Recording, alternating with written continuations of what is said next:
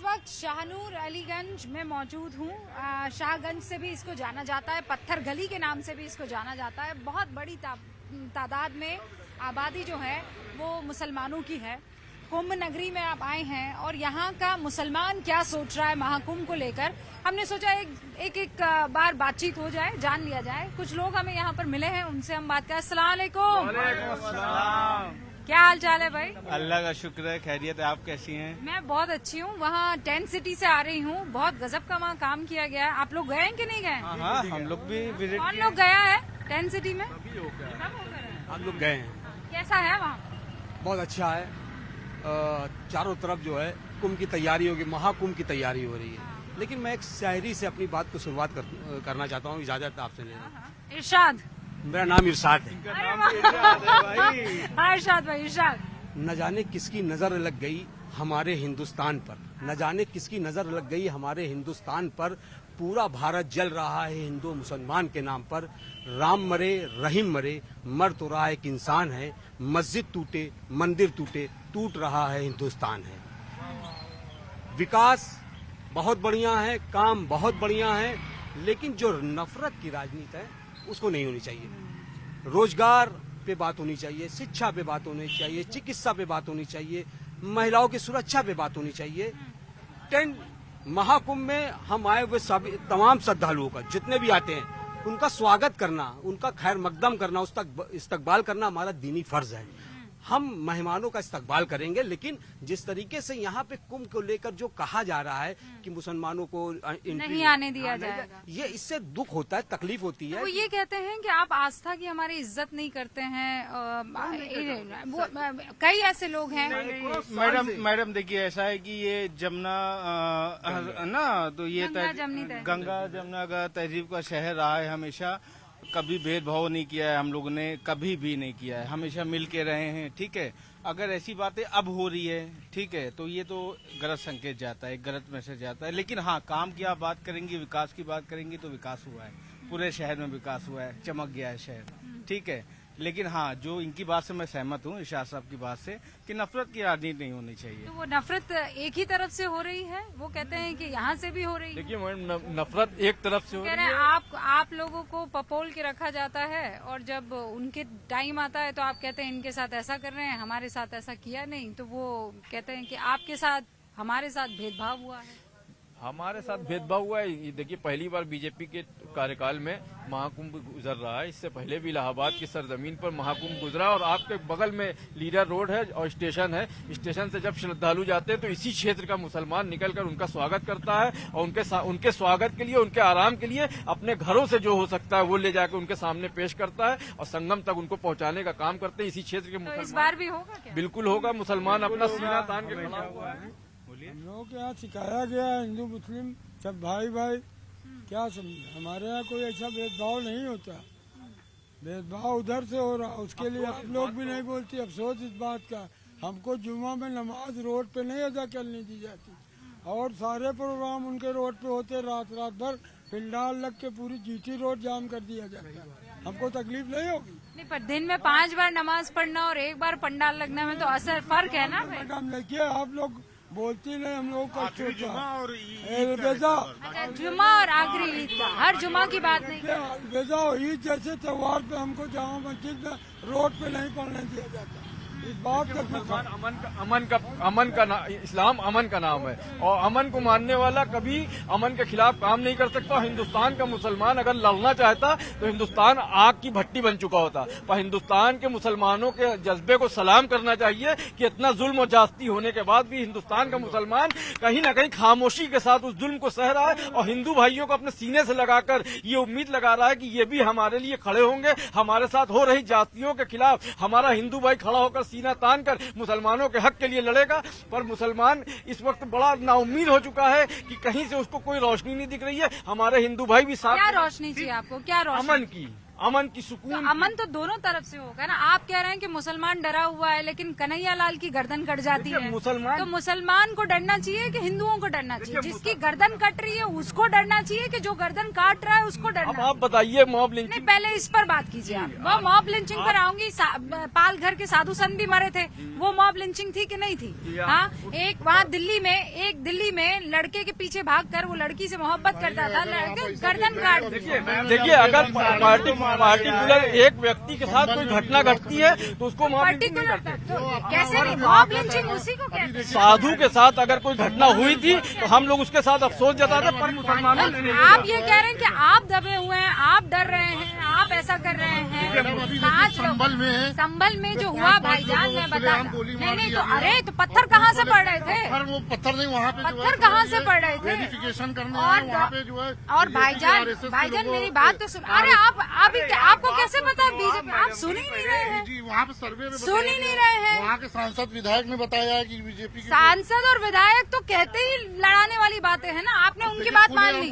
5 लोगों को गोली से मार अरे दिया तो खुलेआम पत्थर मारेंगे वहाँ पर। वहाँ बुलडोजर लेके नहीं जा भाई, वहाँ पर मौजूद आदमी जो है, वहाँ के जो इमाम है, वहाँ इंतजामिया कमेटी का आदमी माइक से, सुनिए पहले, माइक से चिल्ला कर कह रहे हैं कि सब ठीक ठाक है, यहाँ पर सर्वे हो रहा है। वह पानी जैसे ही बाहर बहता है, पत्थरबाजी, नारेबाजी सब शुरू हो जाती है। पुलिस जो है, आप देख लीजिए पूरे हिंदुस्तान। आप कह रहे हैं पत्थर रखने वाला मुसलमान सही है, मंदिर निकाल रहे हैं। आज तो सुप्रीम कोर्ट ने कह दिया ना कि वर्शिप एक्ट का माना जाएगा, कोई आकर नहीं कह सकता है खुदाई। अरे तो आज सुप्रीम कोर्ट ने कह दिया। धार्मिक लोग, हर तरह के लोग श्रद्धा में जाते हैं। अरे आज सुप्रीम कोर्ट का क्या बयान है? सुप्रीम कोर्ट ने जजमेंट नहीं दिया था उसमें। अरे अभी आज 4:15 पर क्या आया है? आज हमने नहीं देखा, अभी आपको पता ही नहीं है। सुप्रीम कोर्ट का जो डिसीजन आया है उसका हम स्वागत करते हैं। उन्होंने जो कहा है कि कोई भी पिटीशन नहीं ली जाएगी, कोई भी जो 1991 वर्शिप एक्ट आज उसका लिया जाएगा। अब उसका कोई पिटीशन कहीं पे भी नहीं लिया जाएगा, जो जैसे है वैसे लिया जाएगा। हम उसका स्वागत करते हैं। सुप्रीम कोर्ट ने बहुत अच्छा डिसीजन दिया है। लेकिन आज जो नफरत की राजनीति हो रही है, हम ये चाहते हैं पर नफरत तो दो तरफ से हो रही है ना। आप लोग उनके बारे में क्यों नहीं बोलते हैं जो सर कलम कर देते हैं? देखिए, अल्लाह अकबर कहकर। देखिए, एक चीज बता दे रहे हैं, जो भी जुल्म कर रहा किसी भी, हम उसकी तारीफ नहीं उनके बारे में बोलिए ना। आप क्यों नहीं बोल करते?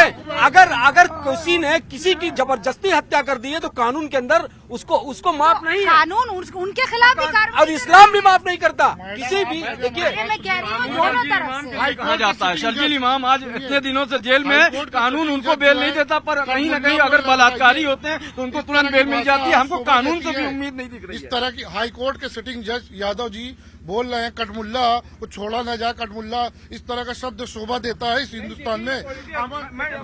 सुनिए देखिए ये भाजपा नेताओं का पॉलिटिकल स्टंट है, ठीक है। भाजपा पार्टी गंदी नहीं है, गलत नहीं है, लेकिन जो उनके कुछ नेता हैं पॉलिटिकल स्टंट और थोड़ा सा पाने के लिए वो बयानबाजी करते रहते हैं, मुसलमानों को कभी खराब बोल देते हैं, ठीक है, कभी आतंकवादी बोल देते हैं। तो ये इसके लिए एक सख्त कदम उठाना चाहिए। समाज भी मुसलमानों से लड़ना नहीं चाहिए। मोदी जी को इसको संज्ञान में लेना चाहिए कि ऐसे जो नेता। साध्वी प्रज्ञा को टिकट मिली क्या 2024 के चुनाव के लिए? हाँ के ना? नहीं। बिधूड़ी को टिकट मिली? हाँ के ना? नहीं। तो फिर आप लोगों का महाराज को तो मिल रहा है मैडम।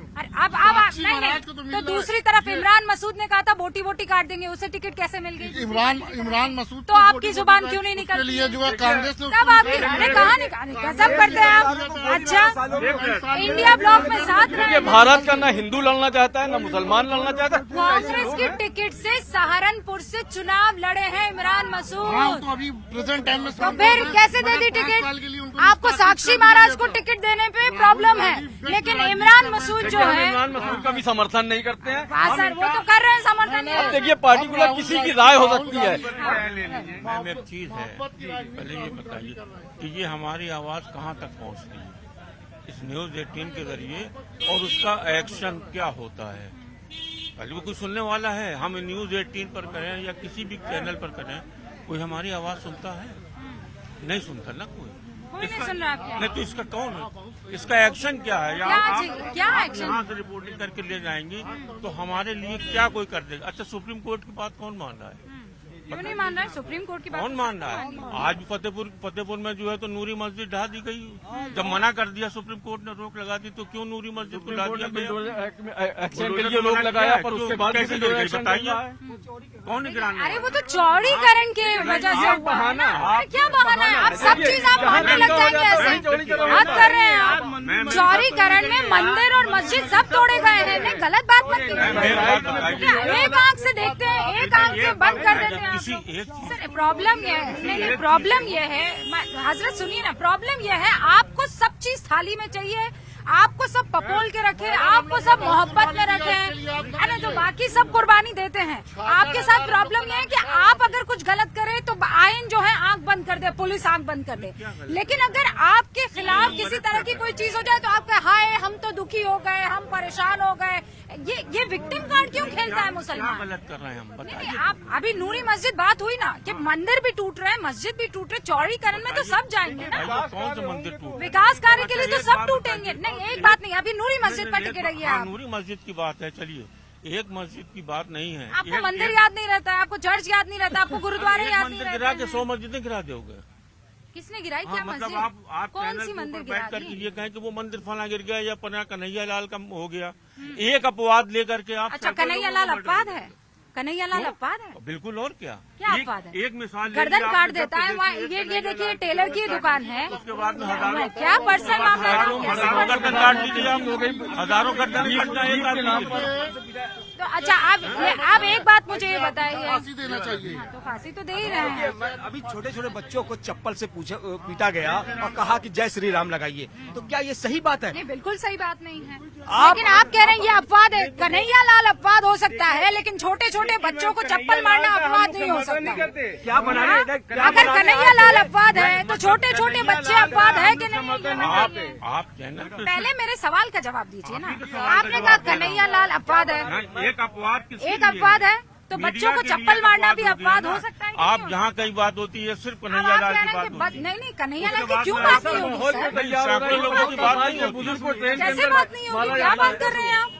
कैसे बात नहीं होगी? किसी आदमी को खड़े खड़े गर्दन काट देंगे? लेकर के आप सैकड़ों लोगों को नहीं, एक ही नाम नहीं है ना, बहुत सारे नाम है। कौन सा नरसंहार बताइए मुझे। कहाँ नहीं, बहराइच में क्या नहीं हुआ? क्या बताइए क्या? संभल में हुआ, बहराइच में हुआ। संभल में नरसंहार नहीं हुआ। संभल में जिन गोलियों से मारे गए हैं वो पुलिस की गोलियां नहीं है, वो आपसी विवाद में। नहीं, रिपोर्ट है पुलिस की। मैं तो पुलिस की रिपोर्ट पे याद कौन सी रिपोर्ट आ गई? मैम, आप पुलिस की रिपोर्ट पर बात नहीं करें तो किस पर यकीन करें? अभी वहाँ पोस्टमार्टम की रिपोर्ट नहीं है। हजरत किस पर यकीन करें? बताइए किस पर? वहाँ पर सिवाय ये कि आपको बाल कान वाला गिर गया क्या? ये हाँ, झुमका है, बरेली वाला है क्या?